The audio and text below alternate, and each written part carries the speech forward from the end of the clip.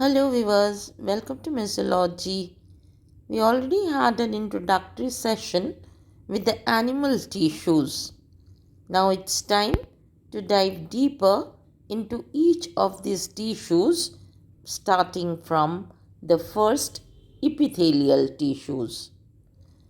According to the number of layers present, epithelial tissues can be categorized as simple epithelium having only a single layer of cells, or the stratified epithelium which comprises of several layers or strata of epithelial cells.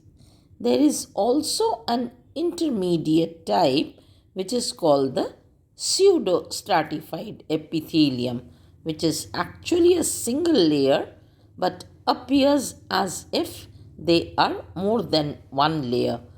General characteristics of epithelial tissues include tightly bound cells without any intercellular spaces. The presence of a basement membrane is also characteristic of epithelial tissues. According to the different shapes of the cells, it can be squamous, cuboidal, or columnar types. Starting with the squamous epithelium, they comprise of flat-shaped cells lying on a basement membrane, also called the pavement epithelium. These cells are mainly concerned with transport, or it helps in diffusion of substances across the membrane, particularly the process of filtration. So where can we find them? They are found in the lining of the blood capillaries, in the lining of the alveoli, as well as in the buccal cavity. What do you think of your skin? Can we have such a thin flat layer on the skin which is meant to protect us from different kinds of pathogens? For the extra protection, the skin comprises of stratified squamous epithelium, means it contains several layers of such squamous cells. The next category are the cuboidal epithelium. These cuboidal cells have their length, breadth, and the height almost equal to one another. They are found to line the kidney tubules, also found in the thyroid gland and in the ducts of the salivary glands. Specialized modifications are also found in cuboidal epithelium. They specialize to secrete important substances in the body. They form inward folds in the cuboidal cells. Each cell is thus called a gland cell, and the tissue is called glandular epithelium. The salivary gland secrete mucus. There are other secreting cells like the mammary glands and the cells producing the digestive enzymes along the lining of the gut. We need support too. So, the function of support is provided by the cuboidal cells as well. The third category is those of the columnar epithelium. These columnar cells are tall cells which are either column like or pillar like. But do you know why do we need such tall cells for covering? These are actually best to carry out absorption or secretion. So, where can we find them? The location is in the inner lining of the intestines, that is, in the villus. The modification can also be seen in this type, like the presence of cilia on their open surface. But do you know what is the requirement for these ciliary structures on their open surfaces?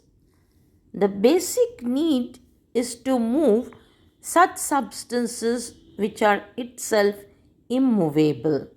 Presence of cilia can move the substances when required by their rhythmic movements. Thus, they line the respiratory tract and throw out the foreign particles that are trapped in the respiratory passages. In the fallopian tube of the female reproductive system, this cilia propels the ovum into the uterus. Glandular cells are of two types. They can either be the unicellular goblet cells or the multicellular columnar cells. These are found in the salivary glands in clusters. The non ciliated simple columnar cells are made up of glandular cells that secrete mucin to form mucus. The stratified epithelium may be composed of the same type of epithelial cells or of different kinds of epithelial cells as well. Can you take a guess where will these stratified epithelium be found? The reason being that they need to support or give extra protection. Let me give you the answer.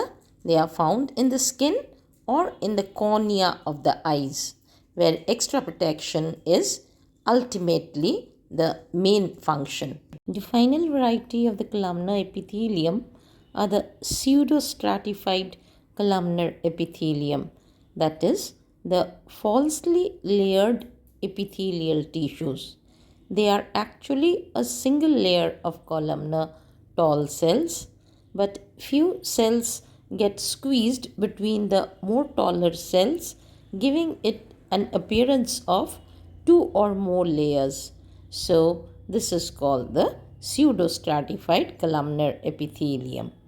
The pseudostratified columnar epithelium are usually found in the nasal passages of the upper respiratory tract, the trachea and bronchi of the lower respiratory tract, then the inner ear, vas deferens, in the prostate gland, epididymis, and in the endometrium as well. Functionally, the pseudostratified epithelium are active in the process of absorption and secretion of mucus, protection from the foreign particles like dust and pathogens as well as allergens. It also transports the materials such as hormones as well as enzymes. Thank you for watching. Watch my next video for the rest of the animal tissues. Do not forget to give it a like, share it with your friends, and also subscribe to my channel if you still haven't done so.